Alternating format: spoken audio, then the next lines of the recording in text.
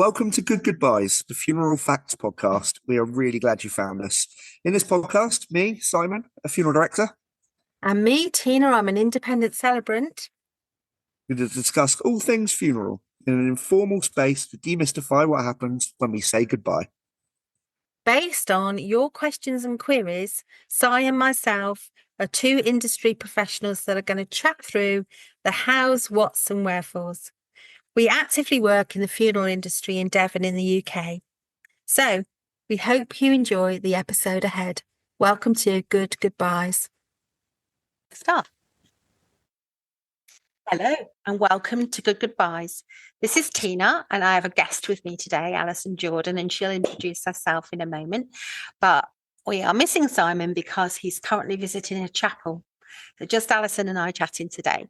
And just so our listeners know, we will be talking about suicide, just so you're aware. So Alison, a very warm welcome. Thanks so much for joining me. Thank you so much. It's a real honour to be here. So you are the CEO for a Devon-based charity called Pete's Dragons, aren't you? Absolutely, yeah, that's right. What is the story behind Pete's Dragons? So in 2010, my little brother Pete took his own life and he was 24 at that time. In some respects, it seems like yesterday, and in some respects, it seems like, wow, is that real? Did that really happen? Because what are we now, 15 years on from that? And it was such a shocking event for me. I think at the time I didn't realize, because I was busy running around making sure my mum and dad were okay, making sure my children were okay. But now I think I can recognize, particularly with my reaction afterwards and the development of Pete's Dragons, that actually this was a really life-defining moment for me personally. So to begin with, we just kind of, and I see this reaction in some of our beneficiaries, I'm a doer and I wanted to do something. And I think that was part of my healing, was to do something. So initially we just wanted to sort of fundraise for organisations that had helped me and my family in the first few months after he died. So we did that. And then each year somebody gave us a free website, and we set up a Facebook page, me and my friends. And because Pete had loved dragons, everything was dragons: dragon necklace, dragon ring, dragon posters, dragon ornaments, everything was dragons. So somebody just happened to say flippantly one day, "Oh, you need to call yourselves Pete's Dragons." So then that sort of took off. We gave each other dragon names, which is our alter egos. So I didn't choose mine. Everybody gets to choose their dragon name, apart from me. I was given mine and I was called Diva. And we'll just leave that to everyone's imagination as to why that might be. But I quite like being Diva Dragon. And now everybody that joins our team, every volunteer, everybody has to have a dragon name. So we've got Camera Dragon, we've got Summer Dragon, we've got Mischievous Dragon, we've got all the dragons. So it's really lovely. And so we fundraised for a few years, and every year I kept saying, I'm not doing this again. It's exhausting, and it's, fundraising is hard work. But every year somebody else would come forward in the summer, always in the summer, and say, "Oh, I'm climbing Kilimanjaro and I want to do it for Pete's Dragons." And so each and every year we'd do a bit of fundraising in the summer. We'd give all the money away to Samaritans, child bereavement services, etc. And as much as I would say, I'm not doing it again next year, we're going to shut the website down, we're going to shut the Facebook down, I didn't. Why didn't I? I don't know, but I didn't. And then in 2015, it was a bit defining, really. I think I had got to a place where I was in a better place with it, and I forgot Pete's birthday, and I always made sure that I did something special on those days, and I forgot his birthday, and I felt so awful. Now I can recognize that as a good sign of my own recovery, but I felt awful. So I asked on Facebook if anyone would like to skydive. And 30 people responded saying they want to skydive. And at that skydive, a few months later, people were saying, "Look, I'm an accountant. If you want to set up a charity, I'll be your accountant for free." or I do this. Why aren't you doing something with this? And I think my own interest in suicide, why does it happen? What can we do about it? That had been growing alongside quietly. And then it was just go big or go home. And realizing that Devon didn't have a suicide bereavement service, realizing there were families out there who had nobody to help them or to talk to, I decided that was it. Then that's what we were going to do, and gave up my job, retrained, learnt lots, and off we went. And here you are. Well, And here we are. dragons do apparently live for thousands of years, potentially. So maybe this is why you couldn't shake it off, Alison. Maybe this is why I couldn't shake it off, and You're the just not fundraising meant wasn't to. enough to put me off. Yeah, and I feel I need to join in and be a, what's it called, honorary member of your team. An honorary dragon. Thank you very much. So I'm going to go for chamomile dragon, because chamomile is the name of my Celebrant business, Chamomile Ceremonies. That's amazing. You can be chamomile dragon. Thank you very much. I'm feeling it very much at the moment. So your website, it says it really straight. It says losing someone to suicide is exhaustingly shit. Why was it so important for you to use that language instead of saying something softer or more traditional? I'm not going to do it on this podcast, but I am actually personally quite sweary. I can put a warning, just so you know, Alison. Yeah, I won't. Anybody in the car with their children, listen at a later date. Yeah, no, I won't swear, but I do sometimes feel that swearing is a way that I express myself, the strength of feeling. And I probably did an awful lot of swearing after Pete's death. But I also am someone who values honesty, and saying it like it is, never to hurt people's feelings. I don't value that sort of honesty, but saying it like it is. And I feel that this is one of life's moments that is shit. Yeah. And there is no other. I never wanted to dress it up and make it prettier than it is, or to undervalue the experience that people are having. And that was it. And I actually can't take credit for that sentence. That was one of our very first trustees that said, we should say it like it is on the website. And I wholeheartedly agreed with that. And it is something that people comment on all the time. Beneficiaries will say, I knew you were the right ones for me because you said that. And it is fascinating, isn't it? I will put a note in the show notes and a link for our listeners to a previous episode that Si and I have done, which is about swearing at funerals.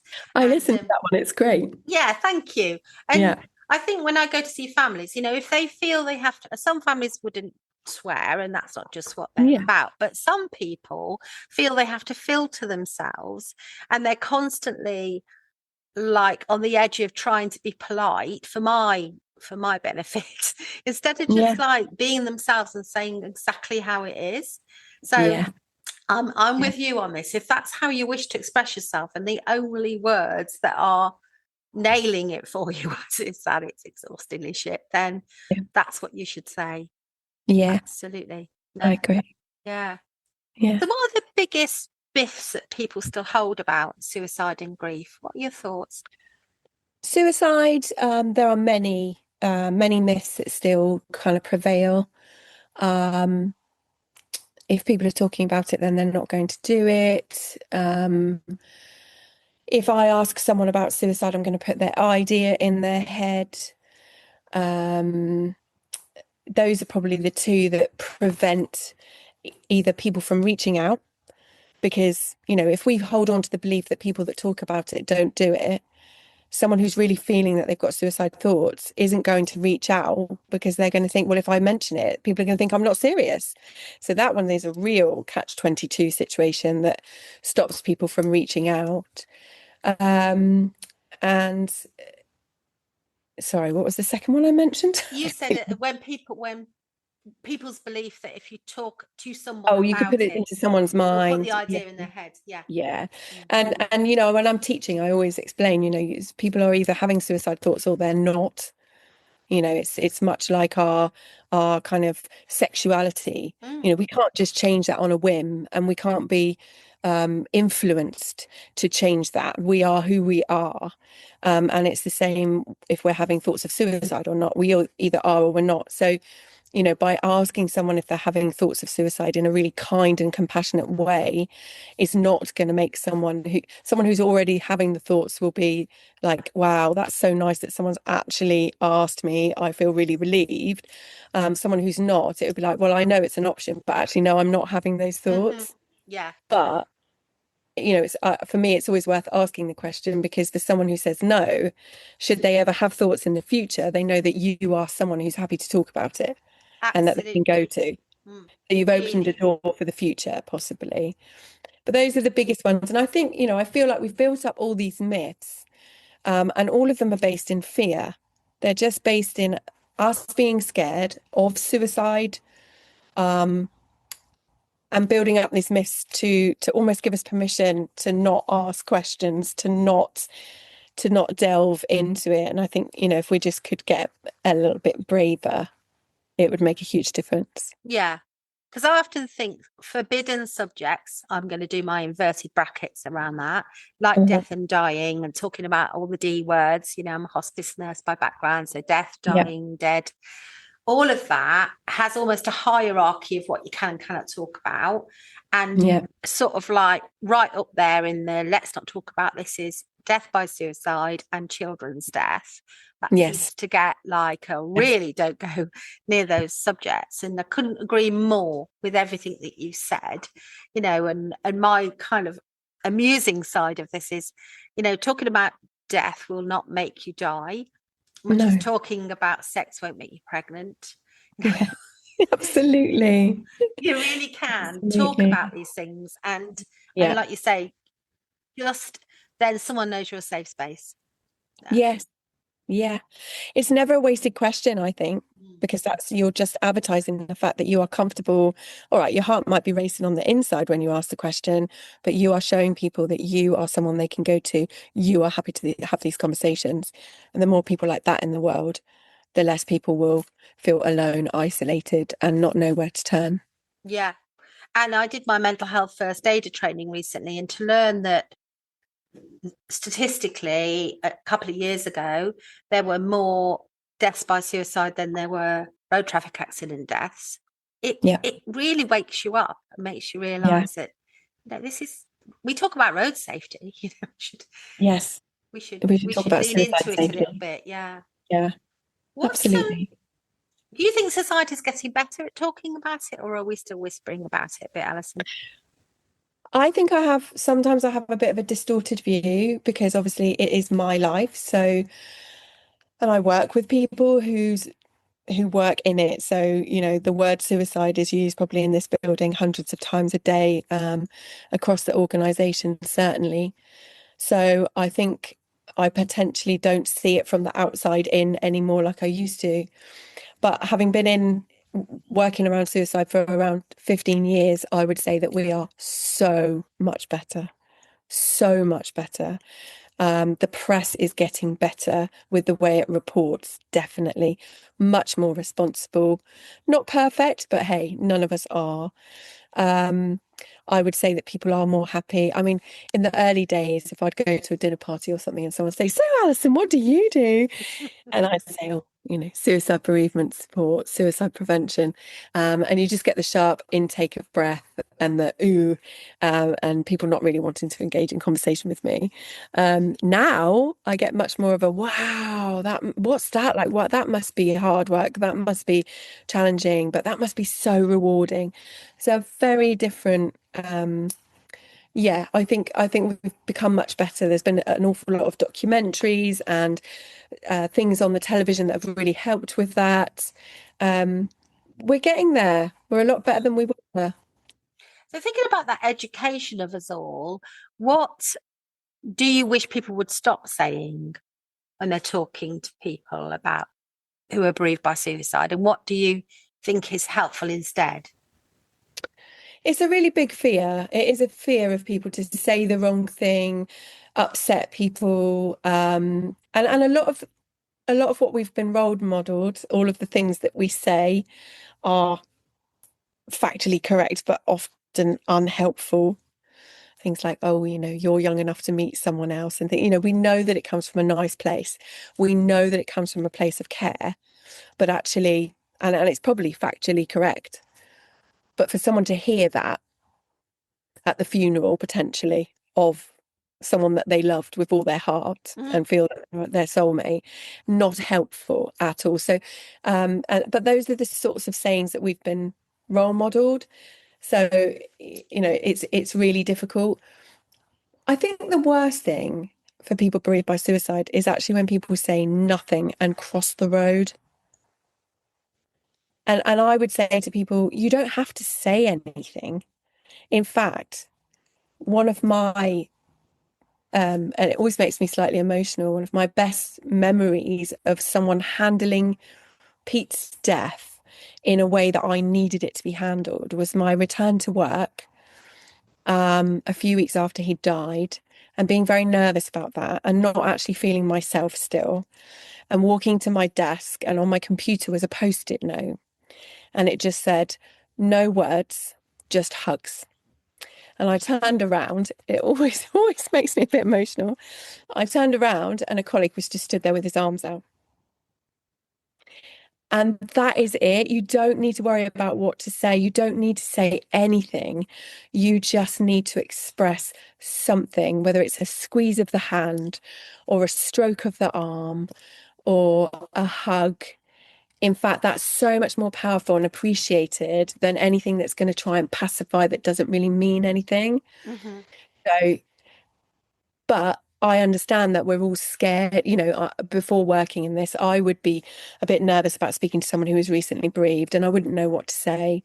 But a lot of beneficiaries report back to me that people are ignoring them, or they're sure that they've seen them, but they've crossed the street, or just give them a hug. Yeah. And with no apology of repeating myself, this is always my advice to people, is use the person's name. So and just be honest that you don't know what to say. So just say, I heard about Tina. I'm so sorry, or whatever. Yeah. And I've been racking my brains. I just don't know what to say. Yeah. Honesty is the best policy, isn't it? Because the person will appreciate, one, the use of the name, because sometimes when someone is lost in this way, or any way, often people just stop using their name as if the name has gone with them, but the name is them and the memories. So it's fine to use the name, and also just to say that you don't know what to say. Yeah. And appreciating that honesty, I think, because those pacifying kind of statements mean nothing, but actually there is nothing you can say. That's the truth of it. And the person who's bereaved knows that. Yeah. You can't put it right. You can't wave a magic wand, and you can't bring the one person they want back. So there isn't really anything you can say. So just being honest, there's nothing I can say, but I'm here for you. And if there's a young person listening to this, if you meet a young person who's just lost someone, what's the very first thing that you want them to know? That's a really good question. Obviously, you were kind enough to forward me the questions, and I have thought about them.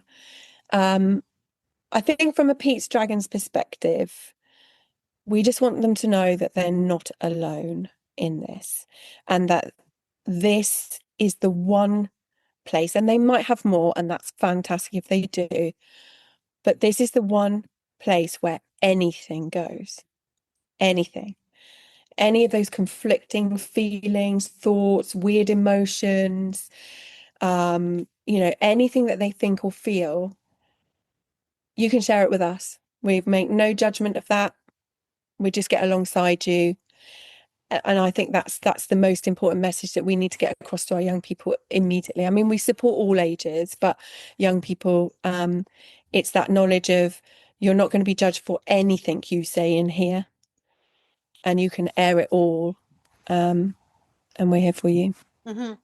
I, as a nurse, referred somebody to Pete's Dragons, Alison, years ago, and it was because they were talking about their son, and he was very angry, and he kept saying how he hated the person who died, really Yeah. hated them, and she just was struggling with the fact that her son could only seem to express that one particular feeling. Yeah. And I made that referral, and I know that the first thing to happen was it being reinforced for that child that that's okay. That's a really okay thing to be feeling.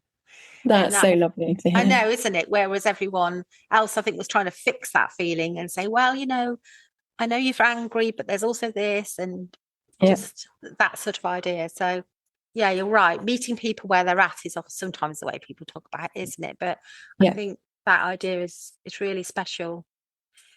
And have you seen moments with young people where there's been that flicker of hope or that turnaround point that's memorable for you?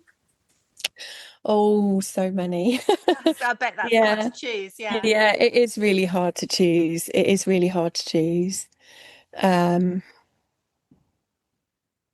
I think one that really sticks in my memory is a young person who was really struggling with kind of unwanted images and visual disturbances of the incident. And people have these, whether they saw something that happened to the deceased or whether they're just their brain is piecing it together. So someone doesn't necessarily have to see anything in order for this to happen. Yeah. It's just a way of the brain trying to sort out something that's deeply shocking and traumatic. A young person who was really struggling with frequent unwanted images of the person that they loved that had died. And just giving them a couple of gentle techniques to use, and seeing the look on their face, like, what is this woman going on about? How is that gonna help this, Just really gentle techniques, kind of positive self-talk and, kind of talking to the brain about what's happening and reinforcing that. And then them coming back a couple of weeks later and saying they've gone. Oh, that's a wonderful feeling, isn't it? That you've helped someone cross that bridge from a troubled place to a better place. Yeah. And it always used to happen at particular times of the day, and then that realization for them that it was gone, and their brain had processed it and put it into long-term memory, and that it wasn't going to influence their day like it had been. I think those kinds of moments are priceless. They do all the work. I just want to reiterate that. I just give them a little bit of advice. They go away and put that into practice and do all the work. And that's what's so special, I think, is them learning that actually I can influence this. I can make choices and do things that help me on this journey that I'm on. And have you seen sort of creative and unexpected ways that young people have dealt with that?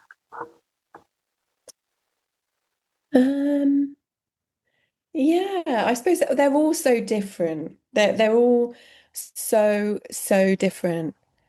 You get young people who, really sort of analyze every single bit of their own behavior, everything they're thinking, and they store it all up all week, or they write it down and then they bring it to their session. This is what I think. What do you think about that? Is that okay to think that?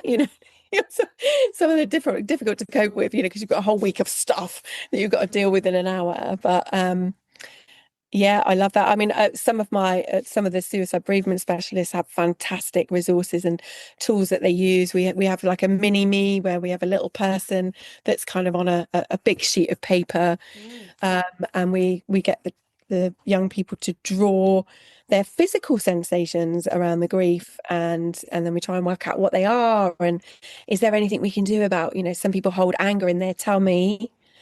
So we work out, is there something we can do to kind of let that anger out in a healthy way? And, they have this big sort of visual representation of their emotions on their body, and incredible stuff that goes on.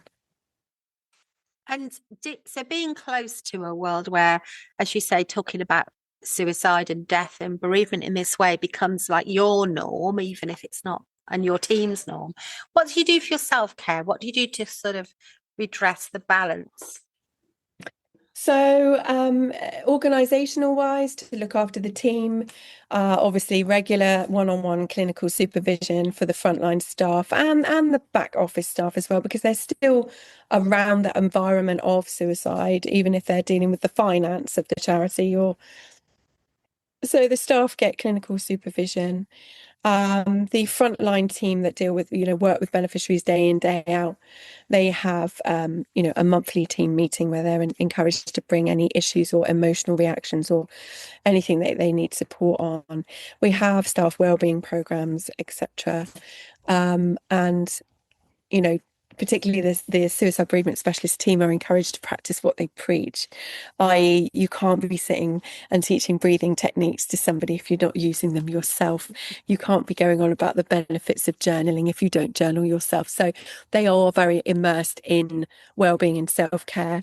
For me personally, this has been an incredible journey of me realizing that I have a real passion for well-being, self-care and personal development. And if any spare time I get, you'll find me meditating or reading a personal development book or looking into a different type of spirituality or and I just immerse myself in it all the time, and I think that really helps. Fantastic. That sounds fantastic. So any sort of like close to final things you want us to know, Alison? Any messages you thought I must talk about this with Tina on the podcast? Any final things? I don't think so. I think just I'm really honoured that you asked me to come and talk, and that you are promoting suicide and suicide bereavement on your podcast. It's often difficult for people to understand how to support friends and loved ones that might be suicide bereaved. So anything like that is going to be helpful. But all of the subjects of your podcast I thought were really interesting. We've started now to send it out to our beneficiaries when they refer in so that they can, because many of them are pre-funeral. So you've got some really fantastic advice on there. Yeah, I don't think so. I think it's just for anyone who is suicide bereaved or is struggling with how they feel, just realizing that anything you're feeling right now, no matter how unusual or it's not me, I hear that a lot, it's not me, no matter how extreme this might be, remember that you've just gone through something that is extreme. So it's not a surprise to, certainly wouldn't be a surprise to me that you're reacting in what you consider to be an unusual and extreme way, and know that that's okay. It's absolutely okay. And everything will pass. Yeah. What a lovely summary of kind of what you're able to provide for people, and it's an absolute joy to have you here, Alison, to talk about this in such an open way. I would let our listeners know that Pete's Dragon's details will all be in the show notes for you, one click away, as I like to say. And also, if you're somebody listening to this and you have never reached out for help, even if it's not in recent times, but you're still troubled, don't think that there's a expiry date on any of that, because there isn't. And also, if you're somebody and you have been thinking about suicide yourself, I'll put links in there as well for places to reach out and have conversations, and not to be afraid of any of that. But it's been absolutely a pleasure to have you here. And what you don't know, listeners, because when we record our podcast, we do have visuals so we can see each other, even though you're just listening yourselves out there in the world. And Alison has got a huge pile of orange cushions behind her. And she's explained to me what they're for. So I feel that you all need to know about this before she leaves. So I have something like 25 bright orange pillows with pillowcases stacked up behind me in my office. because next week, and I am so delighted by this, for years I have wanted to do a residential for children, and this year we managed to fundraise and we were given some money by the ICB. So next week, me and 4 other members of the team will be sleeping on Dartmoor in an activity centre, not literally on the moor, with between 20 to 25 young people between the ages of 11 and 17.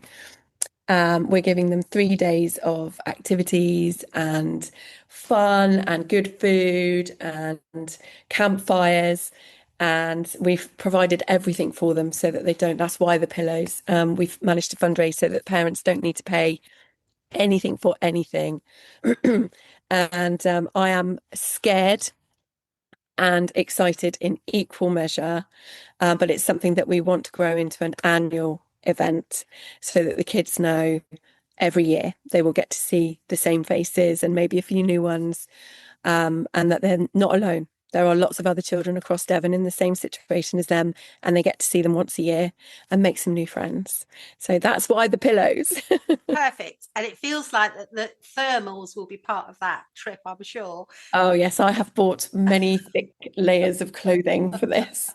Because we're recording this in October in the UK, everybody, and Dartmoor is one of our beautiful natural spaces. That is a moorland, so the wind can whip around you up there. So have a wonderful time, Alison. Thank you so once again for joining us on the podcast. It's been a pleasure to have you.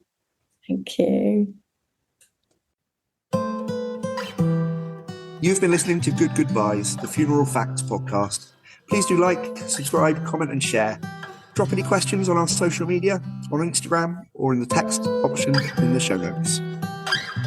Si and I are qualified professionals, but we always advise our clients to seek any additional support from medical practitioners if they need to. And we hope you enjoyed this episode. Stay well and be kind to one another.